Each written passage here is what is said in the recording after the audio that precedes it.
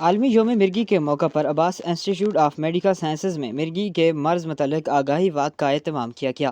Walk کی قیادت doctor مظہر Hamdani, doctor خالد، doctor Rubina نے کی۔ واک میں ڈاکٹرز، پیرامیڈیکل سٹاف سمیت سول سوسائٹی نے کثیر تعداد میں شرکت کی۔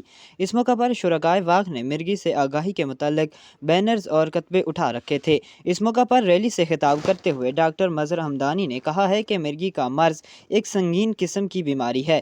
اس کا دورہ متاثرہ آدمی کو کسی بھی وقت پڑ سکتا ہے۔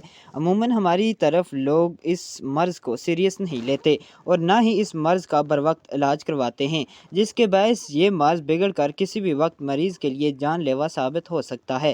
اس موقع پر تقریب سے ڈاکٹر خالد، ڈاکٹر شہریار حمید، ڈاکٹر مراد، ڈاکٹر علی، اورنگزیب مغل، اسد کاٹل، عمر مغل، حبیب عباسی، رضوان مغل، نعمان حسین، مزمل چودھری اور دیگر نے بھی خطاب کیا۔ اس موقع پر مقررین کا مزید کہنا تھا کہ مرگی ایک جان لیوا بیماری ہے۔ اس کے تدارک کے لیے بروقت تشخیص ضروری ہے۔ اگر اس بیماری کی جلد تشخیص ہو جائے تو اس کو ہمیشہ کے لیے ختم کیا جا سکتا ہے۔ ضرورت صرف اس امر کی ہے کہ اس بیماری سے متعلق مختلف قسم کے سیمینار اور ورکشاپ کا انعقاد کروائے جائے تاکہ عوام کے اندر شعور بیدار ہو اور وہ اپنی صحت کے متعلق کسی بھی توہم پرستی سے بچ سکیں۔ منیب عباسی، کنٹری نیوز، آزاد کشمیر۔